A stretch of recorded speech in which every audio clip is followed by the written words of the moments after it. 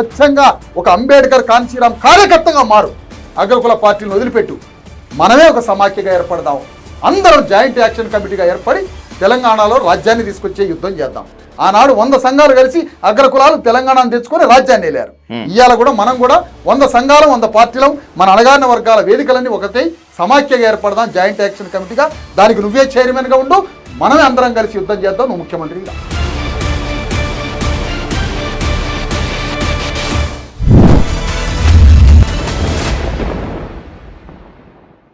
Let's start from your name. ఏంటి అసలు విశారదన్ మహారాజ్ అంటే ఏంటి అసలు? విశారదన్ అనే పేరు అంటే విశారదన్ అంటే ఒక్క మాటలో చెప్పాలంటే ప్రజ్ఞావంతుడు అని అర్థం. ప్రావీణ్యుడు అనే ఒక అర్థాన్ని జనరల్గా ఎవరైనా మోడల్గా పెట్టుకుంటారు కదా. విశారదన్ అనేది ఎక్కువ తమిళనాడు సైడ్ ఉంటుంది ఈ పేరు. ఒక ఇన్స్పిరేషన్ లాగా ఇంట్లో పెట్టిన పేరు. ఓకే, తల్లిదండ్రులు మీకు పెట్టారు కాబట్టి విశారదన్. ఓకే, మహారాజ్ అనేటువంటి పేరు మీరు తగిలించుకున్నారు. అవునండి. ఎలా, ఎందుకు? మహారాజ్ అనే పేరు సహజంగా గురు గోవింద్ సాహెబ్ నార్త్ ఇండియాలో ఒక 400 years బ్యాక్ అక్కడ ఉన్నటువంటి అణగారిన వర్గాలందరి పేర్లని సింహం అని పెట్టాడు. సింగ్ అని. సింగ్ అని పెట్టుకోవడం ద్వారా తమ ఆత్మన్యూనతా భావాన్ని తొలగించుకొని ఉన్నతంగా బ్రతికే ఒక సాంస్కృతిక పరమైనటువంటి స్వాభావిక లక్షణం అది. అందుకని అక్కడ సింగ్ అని పెట్టుకొని ఉన్నతీకరణ చెందినప్పుడు ఇక్కడ ఉన్నటువంటి అణగారిన వర్గాలకి మహారాజ్ అని చేర్చడం ద్వారా తమ ఆత్మన్యూనత తీసేయాలనే ఆలోచనతో ఇక్కడున్న వర్గాలకి మహారాజ్ అనే నామాన్ని చేర్చడం జరిగింది. దాంట్లో భాగంగా నేను కూడా విశారదన్ మహారాజుగా ప్రారంభమయ్యాను. రాజరికం పోయింది, రాజులు పోయారు, కానీ ఇప్పుడు రాజ్యం ఉంది. రాజులే లేని ఈ రాజ్యంలో మహారాజ్ అని మీ పేరు చివరన తోక తగిలించుకోవటం మీలో అహంకారానికి ప్రతీక అనుకోవాలా, లేకపోతే బానిసత్వంగా ఉండాలనేటువంటి దానికి మహారాజ్ అనే ప్రతీక అనుకోవాలా? ఫస్ట్ పాయింట్ ఏంటంటే రాజరికము అనేది ఎందుకు తప్పు అవుతుంది? రాజరికము అంటే ఎవరో చేసినటువంటి ఒక రాజు తప్పిదాలకి రాజా అనే శబ్దం ఎట్లా తప్పు అవుతుంది? ఈ రాష్ట్రంలో ఈ దేశంలో డాక్టర్ అంబేద్కర్ ఇంటి పేరు రాజగృహ అని ఉంది. భారత రాజ్యాంగము రాజా అని ఉంది. దాంట్లో రాజనీతి రాజా ఉంది. దాంట్లో రాజ్ భవన్ గవర్నర్ ఉన్నటువంటి భవనం పేరు రాజా ఉంది. సాహు మహారాజ్ అనే దాంట్లో సాహు మహారాజ్ రాజు ఉన్నాడు. అశోక మహారాజ్ చక్రవర్తి అని ఒక దగ్గర అంటారు, సామ్రాట్ అశోక మహారాజ్ అని అంటారు. మహారాజ్ అనేది తప్పు కాదు. ఎవరినైనా చిన్నపిల్లలైనా ఇంట్లో నువ్వు మహారాజులాగా బ్రతకాలని అంటారు. ఎవరో రాజరికపు లక్షణాలతో అన్న మాట అట్లా తయారైంది తప్ప మహారాజు అనేది ఎటువంటి తప్పు పదము కాదు. రాజు అంటే అడ్మినిస్ట్రేటర్, పరిపాలకుడు అని అర్థం. రాజు అంటే గొప్పవాడు, 10 మందిని చూసేవాడని అర్థం. మహారాజు అనేది సమానత్వ భావనే, తప్పు లేదు అంది. అందుకని మహారాజ్ అనే పేరుతోటి ప్రారంభమైనాం. ఇంతకుముందు దళితులు మేము బాబాసాహెబ్ అంబేద్కర్ వారసులము, అంబేద్కర్ ఆశయాలకి మేము ప్రతిరూపాలమని చెప్పుకునేటువంటి వాళ్ళు. కానీ ఈ మధ్య కాలంలో నేను వింటున్నాను, చూస్తున్నాను, ఇప్పుడు మీరు కూడా చెప్పారు ఆది జాంబవుని వారసులు అని చెప్పి. నిజంగా ఇప్పుడున్నటువంటి దళితులు, ఇంకా చెప్పాలంటే మాదిగ సామాజిక వర్గం వాళ్ళంతా కూడా జాంబవంతుని వారసులేనా? ఎందుకంటే ఇప్పుడు ప్రతి దళితులకైనా ఇంక అణగారిన వర్గాలకైనా తమకి సాంస్కృతిక వారసత్వ గాథలు ఉంటాయి. అది జానపద రూపంలో ఉంటాయి. మనకు టెక్స్ట్ లేదు కాబట్టి జానపద రూపంలో ఉంటాయి. ప్రతి ఒక్కరికి తమ తమ తమ కులాల్లో యాదవులకు ఒకటి ఉంటుంది. ఇట్లా ఒక్కొక్క కులానికి ఒక వర్గానికి తమకు సాంస్కృతిక నేపథ్యం ఉంటుంది, ఒక జానపద చరిత్ర.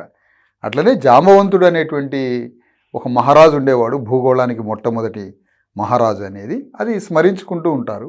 దాన్ని కొంచెం రివైవ్ చేయడం జరిగింది మేము, అంతే. అంబేద్కరిస్టులైనా బుద్ధిస్టులైనా ఎవరైనా కూడా రామాయణం పుక్కిట పురాణము, రామాయణ మహాభారతాలు కల్పితాలు, నిజంగా జరగలేదని చెప్పేటువంటి వర్గం ఒకటి ఉంది. రామాయణం ఉంది, రాముడు ఉన్నాడు, జాంబవంతుడు ఉన్నాడు, ఇదిగో శంభూకుడిని వధించినటువంటి వాడు రాముడు అని చెప్పి చూపించేటువంటి వాళ్ళు ఉన్నారు. నిజంగా రామాయణం జరిగిందా, జరగలేదా? రామాయణము జరిగిందా, జరగలేదా అని అంటే వాస్తవానికి జరగడానికి దానికి చారిత్రక ఆధారాలు ఎక్కడా లేవు. ఇక మాయావతి గారి యొక్క నాయకత్వంలో దేశంలో బహుజన సమాజ్ పార్టీ పూర్తిగా దాని గ్రాఫ్ పడిపోయి, దాని ముఖం కోల్పోయి, తాత్విక సిద్ధాంత పునాదే కోల్పోయి పార్టీ పూర్తిగా వెనకబడిపోయింది. ఓట్లు మావి సీట్లు మీవా అనేటువంటి ఒక నినాదంతో దేశవ్యాప్తంగా ప్రకంపనలు సృష్టించినటువంటి ఘనత కాంచీరామ్ది. ఎస్, తను తన జీవితం మొత్తం అంతా కూడా త్యాగం చేసినటువంటి ఘనత ఆయనది. కాంచీరామ్ ఆశయాలని మాయావతి తుంగల తొక్కిందా, లేదంటే కాంచీరామ్ కన్నా ఎక్కువ అంకిత భావంతో పనిచేస్తుందా? ఒకటి క్లియర్ ఇక్కడ ఏంటంటే కాన్షీరామ్ గారి యొక్క థాట్ ప్రాసెస్, కాన్షీరామ్ గారి యొక్క ఆలోచన విధానము, వర్క్ స్టైలు, అది మొత్తం మాయావతి గారి నాయకత్వంలో విధ్వంసమైపోయింది. కాన్షీరామ్ గారితో పనిచేసినటువంటి కార్యకర్తలు, కాన్షీరామ్ గారు ఉన్న సమయంలో కార్యకర్తలు అందరినీ ఒక్కొక్కరిని పార్టీ నుంచి బహిష్కరించి పార్టీ మొత్తాన్ని తన హోల్డ్లోకి తీసుకొని ఆ పార్టీని చివరికి ఎక్కడి దాకా తీసుకొచ్చిందంటే దేశంలో ఒక్కొక్క రాష్ట్రంలో 24%, 30%, 36% ఉన్న ఓట్ బ్యాంక్ని పంజాబ్ నుంచి బీహార్ దాకా తీసుకోండి, హిమాచల్ ప్రదేశ్ నుంచి మహారాష్ట్ర దాకా ఆ పార్టీ ఒక్కొక్క రాష్ట్రంలో 30% ఉన్న ఓట్ బ్యాంక్ ఈరోజు 0.12%లో ఉన్నది. ఢిల్లీలో 18% ఉండే ఓట్ బ్యాంక్, మొన్న 0.1కి 1%కి. పంజాబ్లో 24% ఉన్న ఓట్ బ్యాంకు మన 2%కి. బీహార్లో 6 ఎమ్మెల్యేలు 12% ఓటు బ్యాంకు. మధ్యప్రదేశ్లో 11% ఓటు బ్యాంకు. మొత్తం పడిపోయింది, ధ్వంసం అయిపోయింది, పార్టీ ఏం లేదు. ఈరోజు ఉత్తరప్రదేశ్లో ఒక ఎమ్మెల్యే, ఒక్క ఎమ్మెల్యే, ఎంత ఘోరం! అట్లా పార్టీ పతనం అయిపోయింది. అది సిద్ధాంత ముఖాన్నే కోల్పోయినప్పుడు మాలాంటి వాళ్ళు ఏం చేయాలి? మళ్ళీ కాన్షీరామ్ యొక్క సిద్ధాంతాన్ని, అంబేద్కర్ ఫిలాసఫీని రివైవ్ చేయడానికి మళ్ళీ మేము ఇక్కడ సాంస్కృతికంగా, సామాజికంగా ఒక 10 ఏళ్ళు 12 ఏళ్ళు కాన్షీరామ్ గారు చనిపోయిన తర్వాత కూడా పార్టీలో అంతే నమ్మకంతో పనిచేసాం. 9లో బయటకు వచ్చి 2009 అక్టోబర్ 9న కాన్షీరామ్ గారు చనిపోయిన ఆ దినాన్ని తీసుకొని అక్కడి నుంచి మేము కల్చరల్ వేదికని, దళిత శక్తి ప్రోగ్రామ్ని ప్రారంభించాం. Exactly as you said 2009 October 9న స్టార్ట్ అయినటువంటి దళిత శక్తి ప్రోగ్రామ్ ఇప్పుడు ధర్మ సమాజ్ పార్టీగా తన రూపం మార్చుకుంది. దళిత శక్తి ప్రోగ్రాంతో ఆశయం సాధించలేకపోవటం వల్ల, ఫెయిల్ అవటం వల్ల పార్లమెంటరీ ప్రజాస్వామ్యంలోకి, ఎన్నికల శరణలోకి వచ్చారా? లేదు. రాజకీయ పార్టీ వేదికని ప్రారంభించడానికి నాన్ పొలిటికల్గా, ఆనాడే పొలిటికల్ లక్ష్యం ఉంది, రాజకీయ లక్ష్యం పెట్టుకొని నాన్ పొలిటికల్గా వర్క్ చేశాం మేము. సామాజిక సాంస్కృతిక వేదికల ద్వారా సమాజంలో అనేక రూపాల్లో భావజాల వ్యాప్తితోటి ఒక భావజాల విప్లవాన్ని తీసుకొని వచ్చి తెలంగాణలో ఉన్న ప్రతి గృహాన్ని దర్శించుకుంటూ పని చేసుకుంటూ అనేక రూపాల్లో భావజాల విప్లవాన్ని వ్యాప్తి చేసి అక్కడి నుంచి పార్టీగా మారాం మేము. అంటే పార్టీ పెట్టే ఆలోచన మాకు మొదటి నుంచి ఉన్నది. దానికోసం ముందు non political work for politics, okay, దానికోసం ఆ వర్క్ చేయడం జరిగింది. కాన్షీరామ్ గారు కూడా Bahujan Samaj party పెట్టకముందు BAMSEF, DS4 అనే సోషల్ కల్చరల్ ప్లాట్ఫామ్స్ నుంచే పార్టీగా మారారు. మేము కూడా అదే, చాలా ఆర్గనైజేషన్స్ కూడా సామాజిక సాంస్కృతిక సంఘర్షణ నుంచే వాళ్ళు పార్టీలుగా మారినటువంటి చరిత్ర ఉంటుంది ఎవరికైనా. దాదాపు మేము కూడా అంతే, ఆ నేపథ్యం నుంచి వచ్చాం. దళిత శక్తి ప్రోగ్రాంలో భాగంగా మీరు దాదాపు దళిత బహుజనుల గడప తొక్కారు, మాట్లాడారు, వాళ్ళ సమస్యలను పంచుకునేటువంటి ప్రయత్నం చేశారు. ఏమర్థం చేసుకున్నారు మీరు వాళ్ళ మనోగతాన్ని? అంటే ఒకటి ఏంటంటే విజయ్ గారు, హోల్ సొసైటీలో బేసిక్ పాయింట్ ఏంటంటే ఇక్కడ మన ప్రజలకి ఏం సమస్యలు ఉన్నాయనేది కాదు మనం చూడాల్సింది, అసలు ఈ ప్రజలు ఎటు నడిపించాలి, వీళ్ళ విముక్తి కోసం ఎటు నడిపించాలి.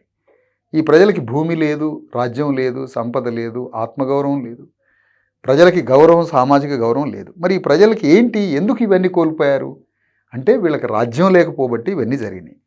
వచ్చేటువంటి ప్రతి పార్టీ, ప్రతి రాజకీయ పార్టీ అనేక రకాలుగా వీళ్ళని అనేక రూపాలుగా మాయ చేసి మోసం చేస్తున్నటువంటి ఈ క్రమంలో వీళ్ళకి స్పష్టమైన సిద్ధాంతం చెప్పి వీళ్ళని రాజ్యంలోకి తీసుకొచ్చినప్పుడు మాత్రమే వీళ్ళకు ఉన్నటువంటి సకల సమస్యల నుంచి వాళ్ళు బంధ విముక్తులవుతారనే ఆలోచన కలిగి మేము ఈ ధర్మ సమాజ్ పార్టీని స్థాపించడం జరిగింది. అంటే ప్రజల్లోకి వెళ్ళినప్పుడు ఈ ప్రజలకి రాజ్యం లేకపోవడం వల్లనే ఈ బాధలన్నీ, అధికారం లేకపోవడం వల్లనే ఈ బాధలన్నీ, లేదంటే ఈ ప్రజలకి మీకు ఈ సమస్య ఉందా, ఆ సమస్యని పరిష్కరించడం అంటే అది అని మిగతా పార్టీలు చేసే పని. మేము అట్లా కాదు. అసలు ఈ ప్రజల నుంచి శాశ్వతంగా మౌలిక మార్పు జరగాలంటే ఏం చేయాలి? వీళ్ళ చేతిలో రాజ్యాన్నే పెట్టాలి. 90% ప్రజలు ఈ దేశంలో కుల వ్యవస్థ కారణంగా భూమి, రాజ్యం, సంపద సర్వాన్ని కోల్పోయారు లాస్ట్ 2000 years. కాబట్టి ఈ ప్రజలకి పవర్ రావాల్సిందే. అధికారం 2000 సంవత్సరాల నుంచి ఏ వర్గాల చేతిలో ఉందో ఆ వర్గాల చేతిలోనే ఉంది. ఇది ప్రజాస్వామ్యం ఎట్లయింది? ఇది గణతంత్రం ఎట్లయింది? ఇది భారత రాజ్యాంగం ఎట్లయితుంది? అంటే భారత రాజ్యాంగం ఉండి ప్రజాస్వామ్యం ఉన్న ఈ దేశంలో గణతంత్ర వ్యవస్థలో ఇక్కడ రాజ్యం 90% ప్రజల్లో నుంచి ఒక 10% ప్రజలు అనుభవించడం ఏంటి? ఎగ్జాక్ట్లీ డిస్కస్ చేయాల్సినటువంటి ది మోస్ట్ వైటల్ పాయింట్ అదే విశారదన్ గారు. మిగతా దేశాలు రాష్ట్రాల గురించి తర్వాత విషయం తీసుకుందాము. తెలంగాణ గురించే మాట్లాడుకుంటే బీసీలకు రాజ్యాధికారం ఇంకెన్నాళ్ళు అనేటువంటి ప్రశ్న ఉంది. దళితులకు రాజ్యాధికారం ఎప్పుడు వస్తుంది అనేటువంటి ప్రశ్న కూడా ఉంది. పారామీటర్ గా తెలంగాణను తీసుకుంటే 93% పైగా ఉన్నటువంటి దళిత బహుజనులు మొత్తం అంతా రాజ్యాధికారం ఇంకెన్నాళ్ళు అనేటువంటి ప్రశ్నిస్తూనే ఉన్నారు. ప్రతిసారి మాకెన్ని సీట్లు ఇచ్చారు, వీళ్ళకెన్ని సీట్లు ఇచ్చారు అనేటువంటి దేహి అనేటువంటి పొజిషన్ లోనే ఉన్నారు. ఏంటి దీనికి కారణం అసలు? అంటే ఒకటి ఏంటంటే సీట్లు ఏమి ఇచ్చారు అన్నది కాదు కదా. ఇప్పుడు సీట్లు ఇవ్వడం ద్వారా అది అధికారం కాదు. అది ఒక పార్టీ ఎన్ని సీట్లు ఇచ్చారు, ఎన్ని సీట్లు అడుక్కోవడం అంటే అది అధికారం ఎట్లయితుంది? అవి కుల సంఘాలు చేస్తున్న డిమాండ్స్. అవి కుల సంఘాలు మా కులానికి ఇన్ని సీట్లు ఇవ్వండి, మా కులానికి ఇన్ని సీట్లు ఇవ్వండి అని కొట్టుకుంటుంటే ఆ సీట్లని అట్లా వాళ్ళకి పడేసి ఆ సీట్ల పేరుతో మళ్ళీ రాజ్యం వాళ్ళ చేతులు పెట్టుకుంటారు. అంటే అణగారిన వర్గాల చేతుల్లో కొంతమంది దళారులు తయారు చేస్తారు. అగ్రకులాలు 2 యాదవులకు ఇచ్చాము, 2 శాలులకు ఇచ్చాము, 2 ఎస్సీలకు ఇచ్చామని అట్లా కాదు కదా. అణగారిన వర్గాలే స్వయం శక్తిగా తమ సొంత కాళ్ళ మీద అధికారంలోకి రావాలనేదే బాబాసాహెబ్ అంబేద్కర్ సిద్ధాంతం, జ్యోతిరావు ఫూలే ఆలోచన, సాహు మహారాజ్ యొక్క ఆలోచన, కాంశీరామ్ యొక్క ఆలోచన. అది ఆ సిద్ధాంతం పునాదిగానే మేము 90% ప్రజలు ఏకం చేస్తున్నాం. నిక్కచ్చిగా మాట్లాడుకుంటే బాబాసాహెబ్ అంబేద్కరిజం, ఫూలేయిజం, ఇంకో ఇజం ఏ ఇజాలైనా కూడా మాట్లాడుకోవడానికి బాగుంటున్నాయి, వేదికలెక్కి ప్రసంగించడానికి అద్భుతంగా ఉంటున్నాయి. అప్పుడప్పుడు పత్రికల్లో ఎడిటోరియల్స్ గాను లేకపోతే ఇలా ఇంటర్వ్యూస్ లో బాగున్నాయి. To be frank and we have to speak from the ground reality. నిజంగా అంబేద్కరిజం, ఫూలేయిజానికి, బుద్ధిజానికి, మరోయిజానికి మనుగడ ఉందా? 100% మనుగడ ఉంది. ఎలా? ఎందుకు అంటే ఎప్పటికైనా ట్రూత్ విజయవంతం కాక తప్పదు, సత్యం విజయవంతం కాక తప్పదు. కాకపోతే ఇక్కడ సమస్య ఏంటి అంటే ఏ మహనీయుల పోరాటం ద్వారా ఒక ఉద్యమం జరిగి ఆ ఉద్యమం భారత రాజ్యాంగంగా మారింది. సాహు మహారాజ్ పోరాటం, జ్యోతిరావు ఫూలే ఆలోచనలు, అంబేద్కర్ ఆలోచన విధానం యొక్క అధిశాసన రూపమే కాన్స్టిట్యూషన్. కాన్స్టిట్యూషన్ వల్ల ఏ ఫలాలైతే పొందారో ఫలాలు పొందినటువంటి విద్యావంతుల ఒక ఇంటలెక్చువల్ సొసైటీ, ఆ పండు తిన్న ఇంటలెక్చువల్ సొసైటీ వాళ్ళు చేయాల్సిన పని సమాజాన్ని ఆర్గనైజ్ చేయడం, అక్కడ విఫలమైంది. మొత్తం వ్యవస్థ అంతా ఎక్కడ దెబ్బతిన్నది? జనరల్గా సమాజాన్ని ఎవరు ఈ ఆర్కిటెక్చర్ చేస్తారు, సమాజాన్ని ఎవరు తయారు చేస్తారు అంటే మేధోవర్గం తయారు చేస్తుంది. ఆ మేధోవర్గం బీసీ ఎస్సీ ఎస్టీల సమాజం నుంచి 1950 వరకు ఆ మేధోవర్గం లేదు. 90% బీసీ ఎస్సీ ఎస్టీల్లో మేధో వ్యవస్థ, మేధోవర్గం లేదు. కానీ రాజ్యాంగం వచ్చాక మేధోవర్గం తయారైంది. కానీ రాజ్యాంగం యొక్క పండు తిన్న ఆ మేధోవర్గం తమ బాధ్యతని మర్చిపోయి తమ వ్యక్తిగత ఎంజాయ్లో మిగిలిపోయారు. ఇప్పుడు సమాజాన్ని 90% సమాజాన్ని ఎవరు మేలుకొల్పాలి? మీరు రాజ్యానికి రావాలి అని అగ్రకులాలు అంటారా? అనరు. ఆ బాధిత వర్గమే అనాలి. కానీ బాధిత వర్గం పండు తిన్నది, రాజ్యాంగం పండు విశ్రాంతిలోకి వెళ్ళిపోయింది. ఇట్లా నిద్రాణంలో ఉన్న వ్యవస్థని మార్చాలి అంటే అది చాలా చాలా కష్టతరమైన విషయం అని కొండ మీదికి బండిని లాగడంతో సమానం. అయినప్పటికీ దాన్ని కాంశీరామ్ చేసి చూపించాడు కదా.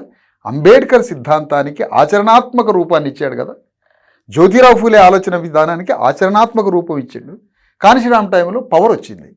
ఆ పవర్ని కేంద్ర ప్రభుత్వంలోకి తీసుకొచ్చే క్రమంలో దురదృష్టవశాత్తు కాంశీరామ్ గారు చనిపోయారు.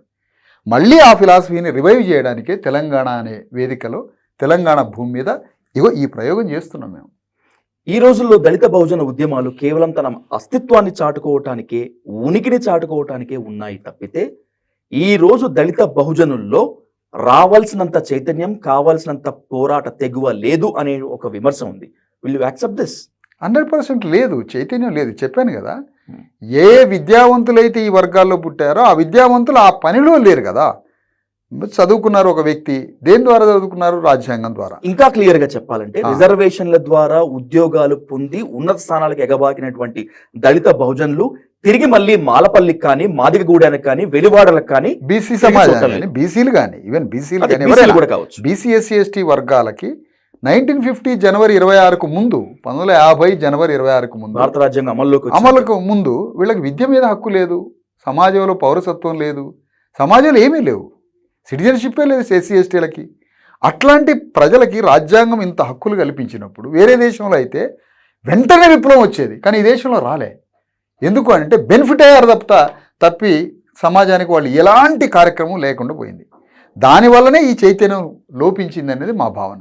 కాబట్టి ఈ భావజాల వ్యాప్తిలో ఇగో మన చరిత్ర ఏంటి అని మొత్తం చెప్పుకుంటూ వస్తున్నాం మేము. దానివల్ల ప్రజలను ఆర్గనైజ్ చేయడం తప్ప మరో మార్గం లేదు. ఇక ప్రభుత్వాలు ఏవైనా సరే అంబేద్కర్ ఆశయాలకు మేము కట్టుబడి ఉన్నామని చెప్తున్నాయి, పూలే ఆశయాలకు మేము కట్టుబడి ఉన్నామని చెప్తున్నాయి. విజయవాడ స్వరాజ్యవాదంలో తలెత్తుకున్నటువంటి అంబేద్కర్ విగ్రహమైన, ట్యాంక్ బండ్ మీద తలెత్తుకున్న అంబేద్కర్ విగ్రహమైన, అలాగే ప్రగతి భవన్ కి పేరు మార్చడం, పూలే సంక్షేమ భవన్ గా పేరు మార్చడం, ఇవంతా కూడా మా చిత్తశుద్ధికి, అంకిత భావానికి ప్రత్యేకలే అని చెప్పుకుంటున్నాయి ప్రభుత్వాలు. నిజమేనా? అంటే ఎప్పుడైనా కూడా సమాజంలో ఒక మార్పు వస్తున్నది, సమాజంలో కొన్ని భావాలు బయటకు వస్తున్నప్పుడు ఆ రూపమే పాలక వర్గం కూడా అలాంటి రూపం వస్తూ ఉంటుంది. పాలక వర్గం కూడా ఆ మేకప్ వేసుకుంటుంది. ప్రజలంతా అంబేద్కర్ అంటే పాలక వర్గం కూడా అంబేద్కరే అంటది, కానీ ఆచరణ ఉండదు. ఆ ఉచ్చులో ప్రజలు పడిపోతూ ఉంటారు. ప్రజల్లో అంబేద్కర్ సిద్ధాంతం ప్రచారం జరుగుతూ ఉంది. కాబట్టి 120 అడుగుల ఎత్తులో అంబేద్కర్ విగ్రహాన్ని పెట్టారు. కానీ అంబేద్కర్ విగ్రహం కాదు కదా, అంబేద్కర్ యొక్క ఆచరణ కావాలి. అంబేద్కర్ ఆచరణ అంటే ఏంటి? మొత్తం అసెంబ్లీ, విధానసభ, చట్టసభలు ఏదైతే ఉన్నాయో ఆ చట్టసభల్లో అంబేద్కర్ కోరుకున్న వర్గం ఉందా? అందులో లేదు. అంటే ప్రజల్లో ఏదైనా మార్పు వస్తుంటే పాలక వర్గం ఆ రూపంలోకి వెళ్ళిపోవడం అనేది సహజమైన లక్షణం, అంతే. కాబట్టి అంబేద్కర్ పేరు పెడితే వచ్చేది ఏమి లేదు, విగ్రహం వేస్తే వచ్చేది ఏమి లేదు. అదంతా ఒక ప్రజల్ని వంచేటువంటి ఒక మహానాటకం, అంతే. మీ ప్రసంగం విన్నా, మీ ఇంటర్వ్యూలు చూసినా, లేకపోతే మీరు ఇచ్చేటువంటి స్టేట్మెంట్లు చూసినా ఆధిపత్య కులాలను టార్గెట్ చేస్తూనే ఎక్కువ ఉంటాయి. విశారదన్ మహారాజ్ అంటే ఎవరు? దళితుల నాయకుడా, దళిత బహుజనుల పక్షపాత, లేకపోతే పూర్తిగా ఆధిపత్య కులాల్ని వ్యతిరేకించేటువంటి శక్తి? Who are you? Exactly. Visharadan అనే వ్యక్తి బీసీ, ఎస్సీ, ఎస్టీ అణగారిన వర్గాలు, అగ్రకులాల్లో ఉన్నటువంటి ప్రజాస్వామ్యవాదులకి ఒక ప్రతినిధిగా ఉన్నాను నేను. ధర్మ సమాజ్ పార్టీ తరపు నుంచి ఈ వర్గాలకి రాజ్యాధికారం రావాలనేటువంటి ఒక పోరాటం చేస్తున్నటువంటి ఒక ప్రతినిధిని. అంతే తప్ప ఒక అగ్రకులాలకి వ్యతిరేకం కాదు. ఇక్కడ ఈ సమాజంలో మనందరం ఈ సమాజంలో రాజ్యాన్ని సమభావనతోటి పంచుకుందాం. అధికారంలో, భూమిలో, సంపదలో అందరూ రాజ్యాంగం చెప్పినట్టుగా, రాజ్యాంగం ఏదైతే సూచిస్తుందో ఆ విధంగా మనందరం కలిసి బ్రతుకుదామంటున్నాం తప్ప మేము ఒక వర్గం మీద ద్వేషం భావంతో మేము లేవు. ఒక వర్గం మీద ద్వేషమో, మరొక వర్గం మీద ఇంకోటో పక్షపాతమో కాదు. మేము పోరాడుతున్నది బాబాసాహెబ్ అంబేద్కర్ రాసిన భారత రాజ్యాంగ భావన గురించి మాట్లాడుతున్నాం. ఆ దిశగా పోరాడుతున్నాం తప్ప మాకెవరి పట్ల ద్వేషం లేదు, అంతే. కులం పట్ల మీకు ఒక అవగాహన ఉంది. అవును, కులం ఉపరితల సమస్య కాదు అనేటువంటి స్పష్టమైన అభిప్రాయం కూడా ఉంది. 100%. మతం పైన మీ అభిప్రాయం ఏంటి? మతం పైన మేము ఏ మతానికి కూడా వ్యతిరేకం కాదు. హిందూ మతాన్ని మేము ఎట్లా చూస్తున్నాం అంటే ప్రజాస్వామ్య హిందూ మతాన్ని కోరుకుంటున్నాం మేము. అంటే ప్రజాస్వామ్యం లోపించినటువంటి హిందూ మతంలో ప్రజాస్వామ్యాన్ని కోరుకుంటున్నాను తప్ప నేను హిందూ మతాన్ని వ్యతిరేకించట్లేదు. Unfortunately I born as a Hindu, అవును, but I will not die as a Hindu అని చెప్పారు బాబాసాహెబ్ అంబేద్కర్ బౌద్ధం తీసుకునే ముందు. అవును. బాబాసాహెబ్ అంబేద్కర్ ఆశయాల్ని కొనసాగించే వ్యక్తిగా, ప్రతినిధిగా చెప్పుకునేటువంటి మీరు, నేను హిందువునే, హిందూ మతంలోనే ఉంటాను, అందులో మళ్ళీ ప్రజాస్వామిక హిందూ మతం కావాలి అనటాన్ని మీరు మేధావి అనుకోవాలా, వినేవాళ్ళు మూర్ఖులు అనుకోవాలా? నేను కాన్షీరామ్ గారి మార్గంలో నడుస్తున్న వ్యక్తిని. అంబేద్కర్, బాబాసాహెబ్ అంబేద్కర్ కా దూసరా నామ్ కాన్షీరామ్. మరి కాన్షీరామ్ అంబేద్కర్ లాంటి స్టేట్మెంట్ ఎక్కడైనా ఇచ్చాడా? కాన్షీరామ్ ఎప్పుడైనా హిందూ మతాన్ని వదిలి మరో మతంలో చేరాడా? హిందూ మతాన్ని గురించి మీరు అంబేద్కర్ లాంటి ఆ రూపంలో ఏమైనా మాట్లాడా? లేదే, ఎక్కడ? మేము మా కాలమాన పరిస్థితులకు అనుగుణంగా మా ప్రవర్తన ఉంటుంది తప్ప మమ్మల్ని అప్పుడే మీరు ఆ నిర్వచనానికి రాకూడదు. మేము కోరుతున్నది హిందూ మతంలో ఉన్నటువంటి, హిందూ మతంలో ప్రజాస్వామ్యం లోపించింది అనేది అంబేద్కర్ యొక్క వాదన సారాంశం అంతా. ప్రజాస్వామ్యం లేనిదే హిందూ మతం అంటాడు అంబేద్కర్. మేమేమంటున్నామంటే ప్రజాస్వామ్యమే హిందూ మతంలో ఉంటే, హిందూ మతం యొక్క వ్యవస్థ అంటే హిందూ సోషల్ ఆర్డర్, ఇది Hindu social order. Hindu social ఆర్డర్లో చాతుర్వర్ణ వ్యవస్థ. బ్రాహ్మణులు ఏం చేయాలి, క్షత్రులు ఏం చేయాలి, వైశ్యులు ఏం చేయాలి, శూద్రులు ఏం చేయాలి, అతిశూద్రులు ఏం చేయాలి. ఇందులో ఉన్నటువంటి సోషల్ సిస్టంలో 90% మంది ప్రజలకి అధికారం మీద అవకాశం లేదు, భూమి మీద లేదు, సంపద మీద లేదు, విద్య మీద లేదు. ఇది ప్రజాస్వామ్యం ఎట్లయితుంది? అందుకని హిందూ సిస్టము ఎందుకు ఫెయిల్ అవుతున్నది? ఈ దేశం అనేక సార్లు ఎందుకు దాడులకు గురైంది? ఈ దేశం యొక్క ఆత్మగౌరవాన్ని ఎందుకు అనేక దేశాల అధికారం ముందు ఆత్మగౌరవం మంట కలిసిపోయింది?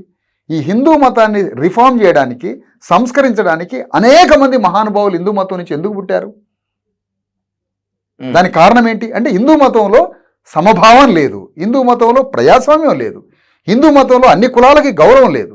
హిందూ మతం అందుకనే హిందూ మతం నుంచి ఎందుకు 20% మంది బయటికి వెళ్ళిపోయారు? ముస్లింలుగా వెళ్ళిపోయారు, ఇందులో నుంచి దళితులు వెళ్ళిపోయారు. ఎందుకు వెళ్ళిపోతున్నారు అంటే ఇందులో గౌరవం లేదు, ఇందులో సామాజిక గౌరవం లేదు, ఇందులో ప్రజాస్వామ్యం లేదు. అందుకని మేమేం చేస్తున్నామంటే ప్రజాస్వామ్య హిందూ మతాన్ని కోరుతున్నాం. అసలు ఇది సాధ్యమయ్యే పనేనా? ఎందుకంటే మీరు చెప్పినట్లుగానే ఎందరో సంఘ సంస్కర్తలు హిందూ మతంలో ఉన్నటువంటి లోపాలని, దురాచారాల్ని రూపుమాపాలని చెప్పి ప్రయత్నిస్తూనే ఉన్నారు. కొంతమేరకు సఫలీకృతమయ్యారు, కొంతమంది పోరాటాన్ని మధ్యలో ఆపేశారు. వాళ్ళు వదిలేసినటువంటి పోరాటాన్ని, ఆ దింపుడు గల్లెం ఆశని ఎత్తుకొని ప్రజాస్వామ్య హిందూ మతం అనేటువంటిది సాధ్యమయ్యే పనేనా? 100% నీరులాగా అనిపిస్తుంది. 100% సాధ్యమే. ఎప్పుడైనా ట్రూత్ నమ్ముకున్నప్పుడు దాని మీద ఉండాల్సిందే. నువ్వు కాకపోతే ఇంకో తరం చేస్తావు ఆ పని. మేము నిర్వచించేది, మేము డిఫైన్ చేస్తున్నది, మాకు కావాల్సింది ప్రజాస్వామ్య హిందూ మతం. హిందూ మతంలో ప్రజాస్వామ్యంగా ఉండాలి, దానికోసం మేము పోరాడుతూనే ఉంటాం. అంతే తప్ప హిందూ మతాన్ని విభేదించి హిందూ మతాన్ని త్యజించే అంత అంబేద్కర్ లాంటి చైతన్యం మాకు ఇంకా రాలేదో, మాకు ఆ చైతన్యం లేదో. మేము కాన్షీరామ్ మార్గంలో ఉన్నాం. మతం ఏదైనా మూఢత్వానికి ప్రతీకమే. కొన్ని మతాల్లో హెచ్చుతగ్గులు ఉంటాయి, కానీ మతం యొక్క అంతిమ లక్ష్యం ప్రజల్ని అజ్ఞాన అంధకారంలో ఉంచటమే అని చెప్పి ఎందరో మంది సంఘ సంస్కర్తలు చెప్పారు, చరిత్రకారులు రాశారు, మనం చదువుకున్నాం కూడా. కాస్త ప్రజాస్వామ్యాన్ని హిందూ మతంలో తీసుకొచ్చినంత మాత్రాన, లేకపోతే వేరొక మతం నుంచి తీసుకొచ్చినంత మాత్రాన మతం ద్వారా సమానత్వం, రాజ్యాధికారం సాధ్యమయ్యే పనేనా? కొన్ని నిర్వచనాలు మనం మాట్లాడుకోవాలి విజయ్ గారు, కొన్ని డెఫినేషన్స్. ఏదో ఒక నిర్వచన భావాన్ని మనం తీసుకున్నప్పుడు దాని యాంగిల్ కూడా అంతే ఉంటుంది. మతం అంటే ఏంటి? సాంస్కృతిక భావం. అది మతం అనేది ఒక సంస్కృతి, కల్చర్. అంటే ఆయా కాలాలలో సమాజాన్ని మార్చడానికి అనేక మంది మహనీయులు పుడుతుంటారు. వాళ్ళు ఒక సంస్కృతిని, ఒక మానవీయ భావాన్ని, ఒక సమానత్వ భావాన్ని, ఆనాటి ప్రజలకు అనుగుణంగా ప్రజలకి కావలసినటువంటి ఒక సంస్కృతిని వెదజల్లినప్పుడు ఆ సంస్కృతే మతంగా రూపాంతరం చెందుతూ ఉంటుంది. ఇప్పుడు బౌద్ధం ఉన్నదండి, మీరన్న మత మూర్ఖత్వం అందులో ఏమైనా ఉందా? బౌద్ధం ఒకప్పుడు దమ్మం కదా. అవును, దమ్మం. అదే మీరన్నదే. ఆ బౌద్ధం అనేటువంటి ఒక సంస్కృతి మతంగా మారింది, జైనం అనే సంస్కృతి మతంగా మారింది, జీసస్ క్రైస్ట్ చెప్పినటువంటి సంస్కృతి, ఆ సంప్రదాయం మతంగా మారింది. మారిందా? మార్చేలా చేశారా? మార్చేశారా? ఎప్పుడైనా కూడా మతం అనేది ఆయా కాలానుగుణంగా ఆ సెక్టార్ మతంగా మారుతూ ఉంటుంది. దాంట్లో కొందరు స్వార్థ ప్రయోజనాలు ఉండొచ్చు, ఉండకపోవచ్చు కూడా, ఉండొచ్చు ఉండకపోవచ్చు. నేనేమంటున్నానంటే మతమేం తప్పు కాదు. ఎందుకంటే హ్యూమన్ సొసైటీని అనేక యుద్ధాల నుంచి రక్షించింది, అనేక వ్యక్తిగత ఆక్రమించేటువంటి ఎంక్రోచ్మెంట్ స్వభావం ఉంటుంది మనిషిలో. ఆ ఎంక్రోచ్మెంట్ అనేటువంటి స్వభావాన్ని తగ్గించి అనేక హింసల్ని, అనేక యుద్ధాలని ఆపి మానవీయ భావంతో, సమభావంతో కోట్ల మందిని, ప్రజల్ని కట్టడి చేసింది కూడా మతమేగా. అలాంటి మతాలు లేవా? మతాలతో జరిగినటువంటి రక్తపుటేరులు ప్రవహించింది నిజమే, మతంతో రక్తపుటేరుల్ని ఆపి శాంతి సామరస్యాల్ని వెదజల్లింది కూడా మతాలే. ఎన్ని ఉద్యమాలు చేసినా, ఎంత మాట్లాడినా కూడా భారతదేశంలో కులాలని, మతాలని నిర్మూలించలేము. కాబట్టి అలా డిసైడ్ అయ్యి కులాల్లో, మతాల్లో ప్రజాస్వామిక వాతావరణం తీసుకొద్దామని ప్రయత్నిస్తున్నారా? 100% మేమేమంటున్నామనంటే ఒక్క రాజకీయ అధికారం ద్వారా మాత్రమే ప్రజలకు అన్నీ జరగవు. రాజ్యాధికారం అనేది ఒక ఆయుధం మాత్రమే. సమాజాన్ని సాంస్కృతికంగా మారుస్తూ ఉండే సోషల్ ట్రాన్స్ఫర్మేషన్ ప్రయాణంలో రాజ్యాధికారం అనేది ఒక ఇన్స్ట్రుమెంట్ మాత్రమే. ఆ ఇన్స్ట్రుమెంట్తో త్వరగా భూమిని పంచవచ్చు, త్వరగా అధికార సంపదని పంచవచ్చు, త్వరగా మేలు చేసే అవకాశం ఉంది. కానీ మానసిక భావనలు, మానసిక ఆలోచనలు, మనిషి యొక్క పరివర్తన సాంస్కృతిక ఉద్యమం ద్వారానే జరుగుతుంది. Cultural transformation. అసలు పవర్ ద్వారా యొక్క అంతిమ లక్ష్యం కూడా మళ్ళీ కల్చరే. మీకు అధికారం, సమ్రాట్ అశోక చక్రవర్తి రాజ్యంలో కూర్చున్నాడు, తన అధికారం ద్వారా ఆయన చెప్పే భావనల్ని అతి తొందరగా చేసిండు. అంటే అధికారం ద్వారా మళ్ళీ మార్చేది కూడా సమాజాన్ని మళ్ళీ కల్చర్ ద్వారానే. అంటే నీ కల్చర్ని ట్రాన్స్ఫార్మ్ చేసే అవకాశం మళ్ళీ పవర్లోకి వచ్చినాక మళ్ళీ నువ్వు కల్చర్ ద్వారానే పోవాల్సిందే. అందుకని అధికారం రాగానే అన్నీ మారవు. మీకు సోవియట్ రష్యాలో ఎందుకు రాజ్యం కూలిపోయింది? కల్చరల్ ట్రాన్స్ఫర్మేషన్ లేదు. ఆడ అధికారం ఒక్కటే సింహాసనం మీద కూర్చొని డామర కూలిపోయింది. ఇప్పటి వరకు అక్కడ ఏమీ లేదు. అందుకనే culture with culture political power, with culture political power. మనకి వ్యతిరేకమా అనుకూలమా మనకు తెలియదు, కానీ ఇప్పుడు చేస్తున్న బీజేపీ అనేది కూడా, ఆ పార్టీ చేస్తున్నది కూడా ఏంటి? ఆ పార్టీ చేస్తున్నది అగ్రకుల వ్యవస్థతో పాటుగా వాళ్ళ సంస్కృతిని కూడా వాళ్ళు పునర్జీవింపజేస్తున్నారు. అందుకని వాళ్ళు చాలా ఎక్స్టెండ్ వ్యాప్తి చెందుతూ ఉన్నారు. మరి దానికి కౌంటర్గా మనం కూడా పనిచేయాలిగా. ఆ సంస్కృత లేకపోతే విష సంస్కృత? అది మనకి విష సంస్కృతి, కానీ వాళ్ళకి సంస్కృతి అది అంతే. వాళ్ళు తీసుకొచ్చేటువంటి, అంటే బీజేపీ తీసుకొచ్చేటువంటి ఆ సంస్కృతి దళిత బహుజనుల పాలిట ఉరితాడవుతుంది అని ఒక నినాదం, ఒక విమర్శ. ఇది ఆరోపణ నిజమేనా?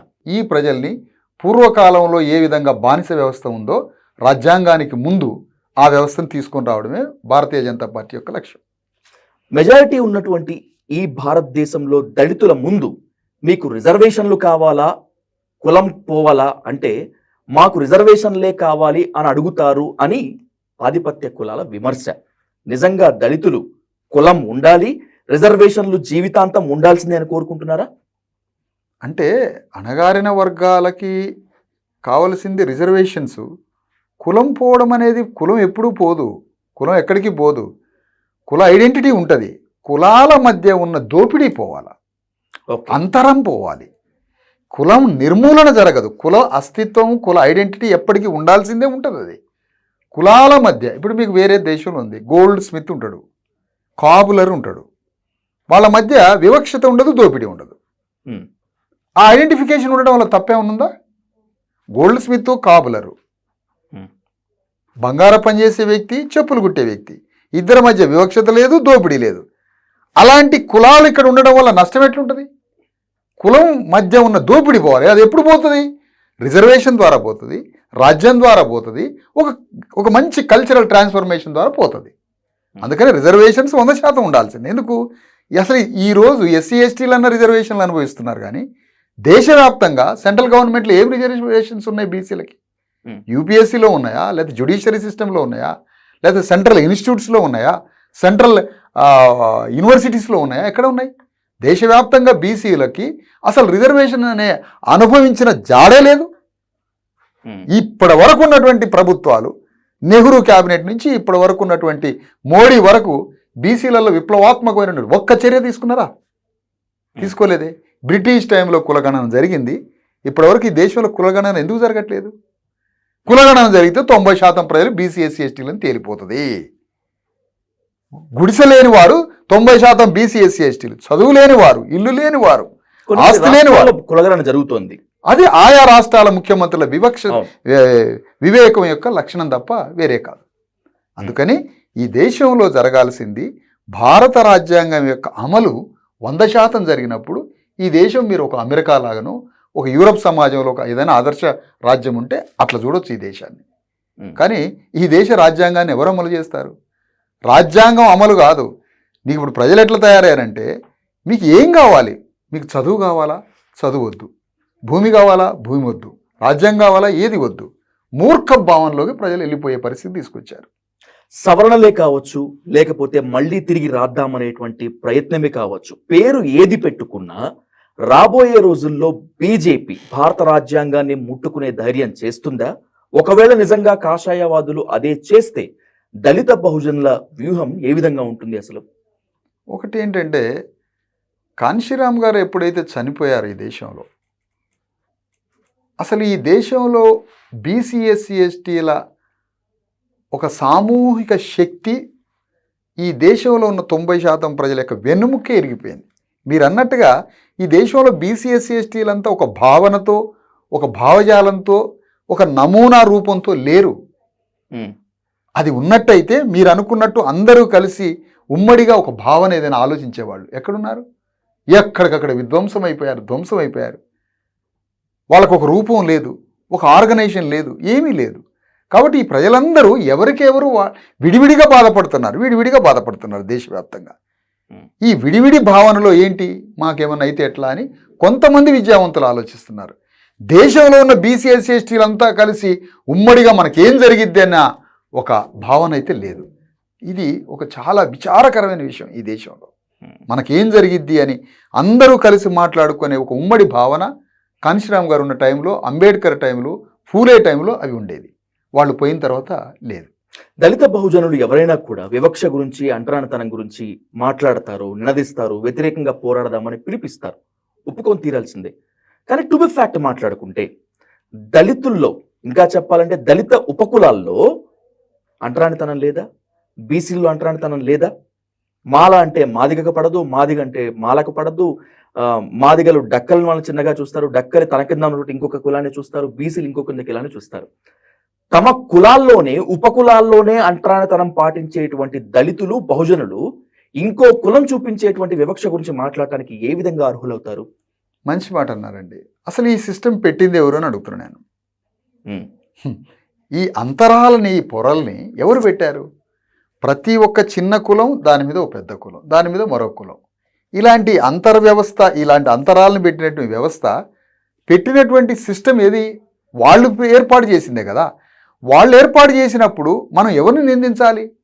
ఆ విధంగా వేల సంవత్సరాల నుంచి ఒకళ్ళ మధ్యలో అలాంటి కుల వ్యవస్థ నిర్మించినప్పుడు ఎవరినంటాం మనం? ఎవరిని నిందించాలి? వేల సంవత్సరాలుగా ఏర్పాటు చేసినటువంటి ఆ వ్యవస్థను తయారు చేసినటువంటి నిందితులు ఎవరైతే ఉన్నారో వాళ్ళని కదా మనం విమర్శించాల్సింది. అందులో ఇరుక్కుపోయింది వ్యవస్థ. కాబట్టి వ్యవస్థను తయారు చేసిన వాడే ఇక్కడ నిందితుడు తప్ప, వీళ్ళు చేస్తున్నటువంటి ఈ చిన్న కులం మీద మరో ఉపకులం మీద మళ్ళీ వివక్ష చూపించితే వీళ్ళది మాత్రం తప్పు. అయినా సరే వాళ్ళలో ఉన్న ఆ భావాన్ని తొలగించుకొని ట్రాన్స్ఫార్మ్ కావాల్సిన బాధ్యత మాత్రం ఉన్నది 100%. Let's start the truth or dare game. Visharadan Maharaj గారు, ఇప్పటి నుంచి నా ప్రశ్నలు చాలా కఠినంగా ఉంటాయి, మీ సమాధానాలు అంతే నిక్కచ్చిగా ఉండాలని. 100%. ఇది మిమ్మల్ని ఇబ్బంది పెట్టాలనేటువంటి ఉద్దేశం కాదు. మీ మీద కొన్ని ఆరోపణలు ఉన్నాయి, మీ గురించి కొన్ని సందేహాలు ఉన్నాయి, వాటన్నిటిని క్లియర్ చేయాలి, చేసి తీరాల్సిందే. Let's start from your career. మనకు కావాల్సింది భౌగోళిక తెలంగాణ కాదు, ప్రజాస్వామిక తెలంగాణ. ఇది నినదించండి అని చెప్పి డిమాండ్ చేస్తే చాలా మంది మేధావులు ముందైతే భౌగోళిక తెలంగాణ రానివ్వండి, తర్వాత ప్రజాస్వామిక తెలంగాణ కోసం కొట్లాడదామని వాయిసెస్ ని సప్రెస్, అణగదొక్కాయి అనేటువంటి విమర్శ ఉంది. ఇది నిజమేనా? నిజమే. ముందు తెలంగాణ రానియండి అని అంటే, మరి తెలంగాణ రానియండి అని అంటే అది దానివల్ల తెలంగాణ వస్తే ఏమొస్తుంది లాభం? ఏముండదు కదా. తెలంగాణ వచ్చినాక ఏం చేయలేం కదా. మనం ముందుగానే పోరాడి, ముందుగానే దాని మీద మనం యుద్ధం చేసినప్పుడు, తెలంగాణ ఆ యుద్ధం చేసి ఆ అంశాన్ని జోడించి యుద్ధం చేసినప్పుడు మాత్రం రాజ్యం మనదైంది తప్ప, తెలంగాణ వస్తే ఏమొస్తుంది? మళ్ళీ పవర్ వాళ్ళ చేతిలో పోతుంది. పూర్వకాలపు తెలంగాణ కల్ట్ ఒకటి ఉంటుంది ఇక్కడ, ఫ్యూడల్ సిస్టమ్కి ఒక స్వభావం. ఆ స్వాభావిక లక్షణమే మళ్ళీ ఇప్పుడు పునర్జీవం అయింది. తెలంగాణ అంటే ఇక్కడ నవాబులు, కొంతమంది ఏళ్ల మీద లెక్కబెట్టే నవాబులు వచ్చి 10,000 గ్రామాల్లో ఉన్నటువంటి కారణం రెడ్డి రావులకే భూమిని, యజమాన్యాన్ని ఒప్పజెప్పి వాళ్ళని ఆధారం చేసుకొని తెలంగాణని పరిపాలించారు నవాబులు. అంటే భూమి పూర్తిగా వాళ్ళ చేతిలోకి వెళ్ళిపోయింది. గ్రామాల్లో అధికారం ఆ 4 కులాల చేతిలోకి వెళ్ళిపోయింది. ఆ 4 కులాల చేతిలోకి వెళ్ళిపోయిన అధికారం, భూమి సంపదతో తయారైన ఆ ఫ్యూడల్ గుణాలే మళ్ళీ తెలంగాణ రాష్ట్రం వచ్చినాక ఆ స్వభావం బయటికి వెళ్ళింది. అది వెలమల రాజ్యం ద్వారా బయటికి వెళ్ళింది, ఇప్పుడు రెడ్ల రాజ్యం ద్వారా అది బయటికి వెళ్ళింది. అంటే వీళ్ళ యొక్క కోరలు ఇప్పుడు తెలంగాణ రాష్ట్ర అధికారం ఈ 2 కులాల అధికారం ద్వారా వాళ్ళ కోరలు మళ్ళీ ఇప్పుడు వచ్చి పడ్డాయి అనేది మా నిర్వచనం. తెలంగాణ సాయుధ పోరాటం కావచ్చు, లేకపోతే కొన్ని విప్లవ పోరాటాలు కావచ్చు, కుల్లా చెప్పుకోవాలంటే మావోయిస్ట్ పార్టీ పోరాటం వల్ల తెలంగాణలో ఒకప్పుడు భూస్వాములు మొత్తం అంతా కూడా గడిలను వదిలేసి వేరే ప్రాంతాలకు పోయారు.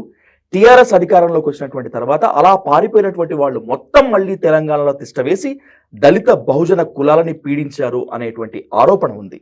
100% కరెక్ట్. ఇది ఎందుకు అంటే ఆరోపణ ఏం కాదు. మీకు గోదావరి, కృష్ణా నది ఒడ్డున గోదావరి నది, దానికి అటవీ ప్రాంతంలో అటు ఇటు, ఆ తర్వాత గోదావరి సరిహద్దులు దాటి కృష్ణా నది, ఇదంతా వెలమ రాజ్యాలు. ఇవి వెలమ ఫ్యూడల్స్, వెలమ ప్రభువులు, వాళ్ళ కింద రెడ్లు. రాచకొండ గుట్ట మీద ఒక వెలమరాజు. ఆ వెలమరాజులకి రెడ్లకి అక్కడ పడలే. మీరు బమ్మెరపోతన సాహిత్యంలో కూడా ఉంటుంది వీళ్ళిద్దరి డిస్ప్యూట్ మొత్తం. ఇక్కడ రెడ్లకి వెలమలకి ఎవరి రాజ్యాలు వాళ్ళయి. ఈ రాజ్యాలలో వీళ్ళకున్నటువంటి వెలమ రాజులకి ఉన్నటువంటి చిన్న చిన్న అడ్మినిస్ట్రేషన్స్ ఏవైతే ఉన్నాయో అవన్నీ వదిలిపెట్టి వీళ్ళు హైదరాబాద్ వచ్చారు. హైదరాబాద్ వచ్చిన తర్వాత మళ్ళీ తెలంగాణ ఉద్యమం ద్వారా రాష్ట్రం సిద్ధించే టైంలో వాళ్ళ గడీలకి రంగులు వేసుకున్నారు వచ్చి. వాళ్ళ గడీల బూజు దులుపుకొని మళ్ళీ అడ్మినిస్ట్రేషన్స్ స్టార్ట్ అయినాయి. మళ్ళీ ఇప్పుడు రెడ్లంతా ఏకమైపోయి వెలమ రాజ్యాన్ని దింపాలి, అసలు తెలంగాణ మనది, తెలంగాణ అధికారం మనది అని వెలమల్ని దింపి మనం రాజ్యానికి రావాలి. ఇది వాళ్ళ భాష. ఈ భాష మనకు అర్థం కాదు. రెడ్లు మనకేం చెప్తారు? ప్రజాపాలన అని మనకంటారు. అదే దొరల ప్రభుత్వం పోయింది, గడీలు కూలినాయి, ఇప్పుడు వచ్చినది నడుస్తున్నది మొత్తం అంతా కూడా ప్రజా ప్రభుత్వమే అని చెప్పి సీఎం రేవంత్ రెడ్డి దగ్గర నుంచి ప్రతి ఒక్కరు కూడా చెప్తున్నారు. అంటే అధికారం మార్పు మాత్రమే జరిగిందా? వచ్చింది ప్రజాపాలన, ప్రజాప్రభుత్వం కాదా? ప్రజాప్రభుత్వం 100% కాదు. ఇది వెలమరాజులు పోయి పటేళ్లు రాజ్యానికి వచ్చారు. వెలమరాజులు పోయి రెడ్లు రాజ్యానికి వచ్చారు. రెడ్లు ఏమంటారు? ప్రజలందరినీ సమీకరించాలంటే ప్రజాపాలన కావాలంటారు. ఇప్పుడు రేవంత్ రెడ్డి యొక్క పరిపాలనలో అడ్మినిస్ట్రేషన్ అంతా అధికారం ఎవరి చేతిలో ఉంది? రెడ్ల చేతిలో ఉంది. తాను అపాయింట్ చేస్తున్నటువంటి ప్రతి పోస్ట్ ఎవరికి ఇస్తున్నారు? రెడ్లకు కేటాయిస్తున్నారు. తెలంగాణ పునర్నిర్మాణం అంటే అర్థం ఏంటి సార్? తెలంగాణని పునర్నిర్మించుకోవడం అంటే అర్థం తెలంగాణలో ఉన్నటువంటి 90% మంది ప్రజలకి భూమిని పంచాలి. అది పునర్నిర్మాణం అంటే. తెలంగాణలో ఉన్న 90% ప్రజలకి అత్యాధునికమైనటువంటి విద్యను అందించాలి. యూరోప్ సమాజంలో ఉన్న విద్యను తీసుకొచ్చి 90% మంది ప్రజలకి విద్యను అందించాలి. అది తెలంగాణ పునర్నిర్మాణం అంటే.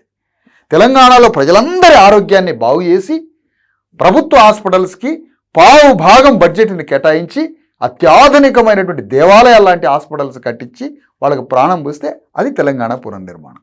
తెలంగాణలో ఉన్న 1 కోటి మంది 2 కోట్ల మంది ఉపాధి లేకుండా బతుకుతున్న ప్రజల చేతిలో గౌరవప్రదమైన పనినిచ్చి వాళ్ళకి మంచి జీవనోపాధిని ఇస్తే అది తెలంగాణ పునర్నిర్మాణం. పేరుకు మాత్రమే నేను సీఎంని తెలంగాణకి, కానీ తాళాలు, ఆర్థిక స్థితి మొత్తం అంతా కూడా ఇదిగో పట్టీ గారి చేతిలో ఉన్నాయి అని చెప్పి రేవంత్ రెడ్డి పదే చెప్తున్నారు. ఒకవేళ అదే నిజమైతే బట్టి విక్రమార్క దళితుడే కదా, అప్పుడు రెడ్ల రాజ్యము, రెడ్ల పెత్తనం ఎట్లా కొనసాగుతూ ఉంటుంది? ఒకటి ఏంటంటే ఇక్కడ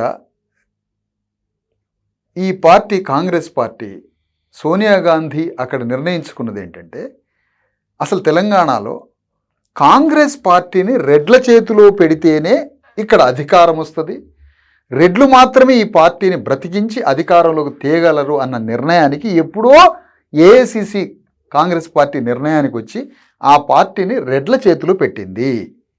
ఆ పార్టీ అధికారంలోకి వచ్చాక ముఖ్యమంత్రి పీఠాన్ని, రాజ్యాన్ని మళ్ళీ రెడ్ల చేతిలోనే పెట్టింది. ఇందులో భట్టి విక్రమార్క అనే వ్యక్తి రాజ్యాధికారంలో అధికారం లేని, అది పోస్టు మాత్రమే, అధికారం లేదు అతని చేతిలో. దాన్ని అధికారం అనరు, ఒక పోస్టు మాత్రమే. అందుకని భట్టి విక్రమార్కకి అధికారం ఎట్లుంటుంది? అధికారమే ఉంటే తెలంగాణలో ఉన్నటువంటి జరుగుతున్నటువంటి మొత్తం నియామకాల్లో రెడ్లు ఎందుకుంటారు? ఏ విధంగా? ప్రతిదీ కూడా రెడ్లకు ఎందుకు పోతుంది అధికారంలో? ఏది అనౌన్స్ చేసినా అందులో సగభాగం రెడ్ల చేతిలోకి ఎట్లా పోద్ది? అందుకని భట్టి విక్రమార్క చేతిలో అధికారం ఉండదు, పొన్నం ప్రభాకర్ చేతిలో అధికారం ఉండదు, ఏ బీసీల చేతిలో ఉండదు. యాదగిరిగుట్ట వేదికగా ఒక ఘటన జరిగింది. ఉత్తమ్ కుమార్ రెడ్డి, కోమటిరెడ్డి వెంకటరెడ్డి, రేవంత్ రెడ్డి దంపతులు పెద్ద పీటల మీద కూర్చుంటే ఓవైపు కొండా సురేఖ చిన్నపీట మీద, బట్టి విక్రమార్క చిన్నపీట మీద కూర్చున్నారు. ఇదిగో రెడ్ల రాజ్యంలో దళితులకి, బహుజనులకి జరుగుతున్నటువంటి సత్కారం ఇది అని చెప్పి అంతా ట్రోలింగ్ జరిగితే దానికి వివరణ ఇస్తూ బట్టి విక్రమార్క, నేను ఆత్మగౌరవం ఉన్నటువంటి వాడిని, నేనే కావాలని పీట మీద కూర్చున్నా, రాష్ట్రాన్ని శాసించేటువంటి వాడిని, ఒకటి కింద నేను బానిసగా బతకను, మీరు అనవసరంగా ట్రోల్స్ చేస్తున్నారు అని చెప్పి ఆయన వివరణ ఇచ్చుకున్నారు. ఆయనే చెప్పుకున్నాడు కదా, నేనే రాష్ట్రాన్ని శాసిస్తున్నాను అని చెప్పి. అప్పుడు బట్టి విక్రమార్క చేతిలో అధికారం లేకుండా ఎలా ఉంటుంది? ఒకటేంటంటే ఇప్పుడు భట్టి విక్రమార్క ఒక సెంట్రల్ యూనివర్సిటీ విద్యార్థి, బాగా చదువుకున్న వ్యక్తి. అలాంటి సెంట్రల్ యూనివర్సిటీలో చదువుకున్న విద్యావంతుడు తాను ఆ చిన్న పీట మీద కూర్చోవడం అంటే ఆయన అవమానించింది ఆయన అవమానించడం కాదు, కోట్ల మంది దళితులను అవమానించాడు. ఆయన ఎందుకు కూర్చున్నాడు అక్కడ కింద? రేవంత్ రెడ్డిని అక్కడ కూర్చోబెట్టి తను పెద్ద కుర్చీ మీద కూర్చోవలసి ఉండే. నీ శాసించడమే నిజమైతే రేవంత్ రెడ్డిని అక్కడ కూర్చోబెట్టాలా, లేకపోతే ఉత్తమ్ కుమార్ రెడ్డిని అక్కడ కూర్చోబెట్టాలా? ఆయన ప్రధాన కుర్చీలో కూర్చోవలసి ఉండే. అదే కదా ఆత్మగౌరవం. ఒక ఇంటికి పోయి, ఒక దొరలింటికి పోయి అక్కడ కింద కూర్చుంటే ఆత్మగౌరవం అయిద్దా? కాదు కదా. అందుకనే నువ్వు శాసించట్లేదు. ఎక్కడ రాష్ట్రంలో ఎక్కడ నువ్వు శాసించేది? రెడ్లు శాసిస్తుంటే అక్కడ నువ్వు ఒక బానిసలాగా మాత్రమే కూర్చున్నావు. అది ఈ రోజు కాదు, గత తరాల నుంచి. ఇందులో ఆశ్చర్యం లేదు. నువ్వు ఉన్నది రెడ్ల యాజమాన్యంలో ఉన్నటువంటి అధికారంలో నువ్వు ఒక చిన్న బానిసవి మాత్రమే. నీ చేతిలో ఎలాంటి అధికారం లేదు. అది అక్కడ నిరూపణ అయిపోయింది. అది బయటికి నువ్వు ఎంత వివరణ ఇచ్చుకున్నా కూడా ఆ వివరణకు అర్థం లేదు. ఈ మీ మీడియా వేదికగా నేను మీకు శపథం చేస్తున్నాను. రీసెంట్గా ఉన్న ఎన్నికల గురించి మాట్లాడుకోబోయే ముందు, దీనికి ముందు 2 చోట్ల పోటీ చేశారు. అవును. ఒకటి నాగార్జున సాగర్, రెండవది మునుగోడు. నాగార్జున సాగర్, మునుగోడులో పోటీ చేసినప్పుడు మీరు డైరెక్ట్గా పోటీ చేశారా, లేకపోతే పరోక్షంగా మీరు సపోర్ట్ చేశారా? ఏదేమైనప్పటికీ కూడా నాగార్జున సాగర్, మునుగోడు అసెంబ్లీ ఎన్నికల్లో మీకు డిపాజిట్లు రాలేదు. అవును. మీ వైఫల్యమా? మిమ్మల్ని అర్థం చేసుకోవడంలో దళితుల వైఫల్యమా? డిపాజిట్ అనేది ఒక ఎలక్షన్ మెకానిజానికి సంబంధించిన నిర్వచనాలు అవి. మేమేమంటున్నామంటే అణగారిన వర్గాలు ఆ 2 నియోజకవర్గాల్లో ఒక జానారెడ్డి అనేటువంటి ఒక పెద్ద రెడ్ల సామ్రాజ్యాన్ని ఏలుతున్నటువంటి నాగార్జున సాగర్లో ఒక రెడ్ల ఆధిపత్యానికి టీఆర్ఎస్ రెడ్లే, కాంగ్రెస్ పార్టీ రెడ్లే. అఫ్కోర్స్ ఒక యాదవ్ అభ్యర్థి ఉంటే ఉండొచ్చు. ఆ 2 పార్టీల రెడ్లకి అభిముఖంగా ఒక అణగారిన వర్గాల, అట్టడుగు కులానికి సంబంధించిన అణగారిన వర్గాల తరఫున ఎన్నికల్లో పోటీ చేసే నామినేషన్ వేయడమే మా ఆత్మగౌరవ విజయానికి ప్రతీక అని నేను అంటున్నాను. ఓకే. అక్కడ 2900 ఓట్లని సమీకరించడమే అదొక పెద్ద విజయము అని అంటున్నా. రూపాయి పంచలేదు, ఒక్క రూపాయి లేదు. భావజాల వ్యాప్తి. 2900 మంది ఓట్లని అమ్ముడుపోని వ్యక్తులుగా మార్చడం అంటే చిన్న విషయం కాదే. అది చాలా పెద్ద విషయం. మేము ఇంకా పార్టీగా మారలేదు అప్పుడు. మునుగోడులో 2400 ఓట్లు, 500 ఓట్లని సంపాదించాం. అక్కడ 1 రూపాయి లేదు మాకు. సైకిళ్ళ మీద పనిచేసినాం, భావజాల వ్యాప్తి చేసినాం. ఆ విధంగా అక్కడ సంపాదించాం. అంతే తప్ప అది డిపాజిట్లు కాదు. మాకు డిపాజిట్లు మొన్న ఎన్నికల్లో కూడా ఎక్కడ రాలే. అవును. ఇప్పుడు మీరు అన్నట్లుగానే నాగార్జున సాగర్ గురించి మునుగోడుని తీసి పక్కన పెట్టేస్తే, తాజా ఎన్నికల్లో సార్వత్రిక తెలంగాణలో 100 స్థానాల్లో మీరు కంటెస్ట్ చేశారు. ఓవరాల్ గా చూసుకుంటే 1,00,000 ఓట్లు పైన వచ్చాయి. పార్లమెంటరీ ప్రజాస్వామ్య పరిభాష మాట్లాడాలనుకుంటే డిపాజిట్లు కూడా రాలేదు. సరే, మునుగోడు, నాగార్జున సాగర్ గుణపాఠం మీకు నేర్పించిందా, వాళ్ళకి నేర్పించిందా అని తీసి పక్కన పెడితే, రాజకీయ చైతన్యము, రాజ్యాధికారంపై దళిత బహుజనులకు నిజంగా ఆకాంక్ష ఉంటే ఎక్కడో ఒక దగ్గర కూడా డిపాజిట్ రావాలిగా. మొన్న రాదండి. అప్పుడే మేము అనుకుంటున్నాం కదా, రాలేదు అని మేము అనుకున్నాం. మేమేమంటున్నామంటే డిపాజిట్ రానంత మాత్రాన చైతన్యం లేదని కాదుగా, ప్రయాణం చేయాల్సిందే, ప్రయాణం సాగాల్సిందే. కాంశీరామ్ గారు ప్రారంభించినప్పుడు మొదటి ఎన్నికలు, రెండో ఎన్నికలు DS4 టైంలో పోటీ చేసినప్పుడు అప్పుడు కూడా డిపాజిట్స్ రాలే. కానీ ఎక్కడో ఉద్యమం ఉవ్వెత్తున ఎగిసిపడుతుంది, ఆ రూపం మారుతుంది. అప్పుడు డిపాజిట్లు ఏంటి, ఎమ్మెల్యేలే అసెంబ్లీలోకి పోతారు. ఇంకెంతకాలం, ఇంకెన్నేళ్లు? ఇప్పటికే 3 దశాబ్దాలు అయిపోయాయి. మీరు ఇంకో 10 ఏళ్ళు అని చెప్తున్నారు. ఆ 10 ఏళ్లకైనా కూడా ఈ దళిత బహుజనుల్లో కావాల్సిన రాజకీయ చైతన్యం, పార్లమెంటరీ ప్రజాస్వామ్యంలో ఎలాగైనా సరే పాతుకుపోవాలనేటువంటి రాజకీయ ఆకాంక్ష వచ్చి తీరుతుందని మనస, వాచ, కర్మణ మీరు నమ్ముతున్నారా? 100% నమ్ముతున్నాం.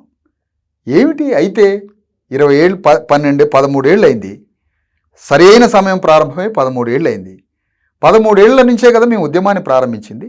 13 ఏళ్ళ నుంచే హోల్ టైమ్గా ఉద్యమాన్ని ప్రారంభించాం. వ్యక్తిగా నేను అనేక వేదికలలో ఏదో పార్టీగా పనిచేయచ్చు, అది ఇక్కడ కౌంట్ కాదు కదా.